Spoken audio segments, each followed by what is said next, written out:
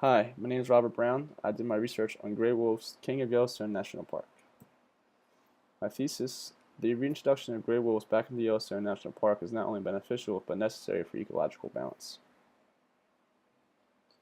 Before we get started, I want to give you a little background on Yellowstone National Park.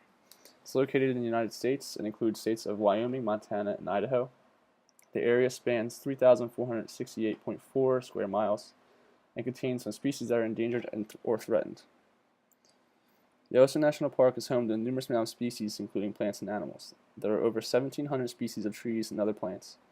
The aspen and willow are the most common of the tree species and are actually impacted by the gray wolf. There are also over 60 species of mammals in Yellowstone National Park, including the gray wolf, lynx, and the grizzly bear. The gray wolf, also known as Canis lupus, is native to remote areas of North America, Eurasia, and North Africa. It was once one of the world's most widely distributed mammals, living mostly in the northern hemisphere. Once revered in Yellowstone National Park, the gray wolf species was nearly non-existent by the 1930s in North America. Wolves were essentially kicked out of Yellowstone National Park by anthropogenic forces. Nearby residents were in fear of their livestock and safety. Wolves were then hunted for sport as well as killed when came in close proximity to their homes. For more than 50 years, wolves are not present in their natural habitat, and the species was moved to an endangered species list. Although placed on this list, they were still hunted and killed and almost became entirely extinct.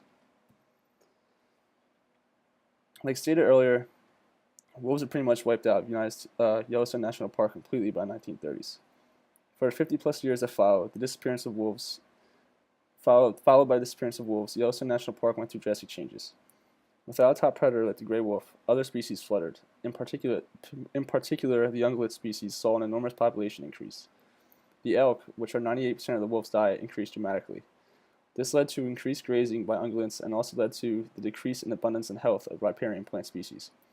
Riparian plants are plants that are located where a body of water, in this case lake or stream, meets land. This is typically where elk and other ungulates graze. In a study done by Kaufman, 100% of riparian plants were grazed without the presence of wolves. Unfortunately, this led to an unbalanced ecosystem where prey were abundant, predators were little to none, and plant species decreased in number, size, and overall health.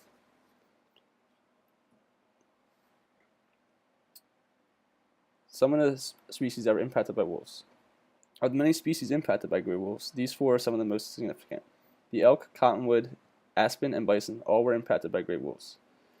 The two prey species were controlled in numbers, and the trees were able to grow as a result of less grazing and the destruction of young trees. In 1972, Nathaniel Reed, the Assistant Secretary of the Interior, organized the first meeting to discuss wolf reintroduction in Yellowstone National Park. Over the next few years, there was over 130 hearings and over 160,000 public comments made about this process.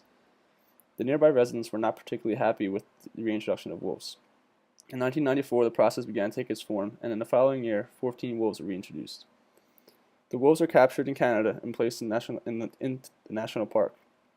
The wolves were set to be monitored for the next 15 years, and their impacts were studied.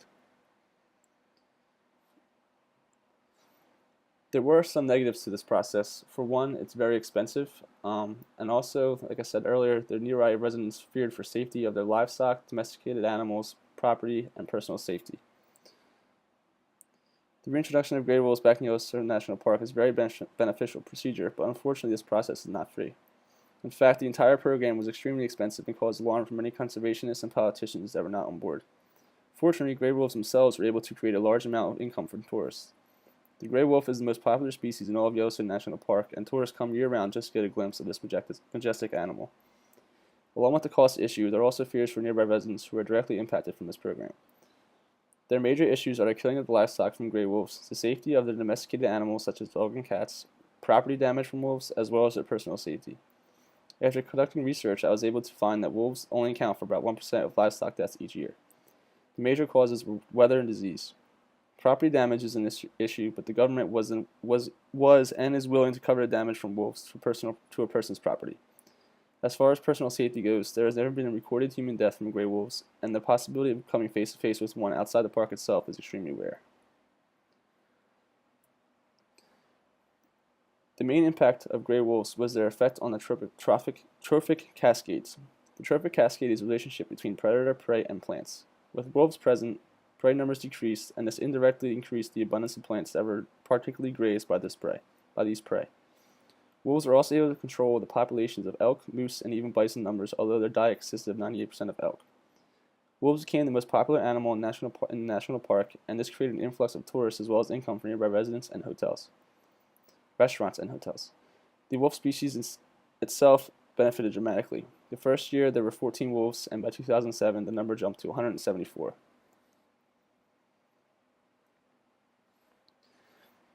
The photo on the left displays the wolf numbers by each year after reintroduction. You can see that in 2007 the species reached its peak. On the bottom right, the population numbers of the other species affected by gray wolf reintroduction. Some of the most drastic impacts are the cottonwood trees, elk numbers, and browsing. All of these effects can be directly linked to the reintroduction of gray wolves. You can also see that beaver numbers increased, willow numbers increased, cottonwood numbers increased, and bison numbers increased.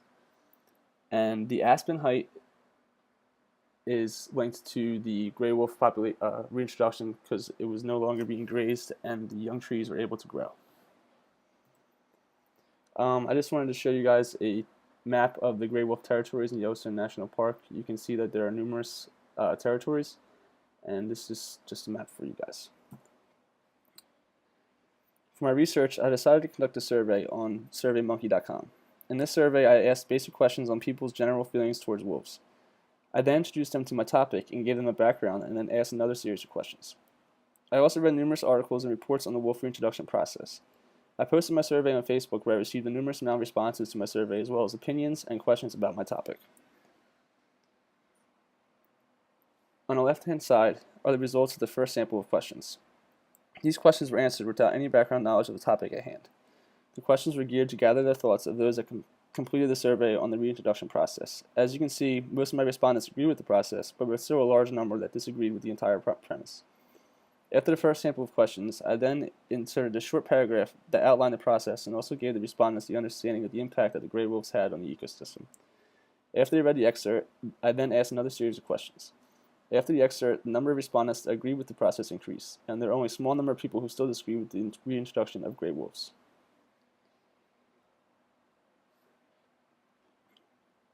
In conclusion, the reintroduction of gray wolves had so many positive impacts on the ecosystem of Yellowstone National Park that I feel this process should not only be more accepted, but also used for other species in other areas around the world.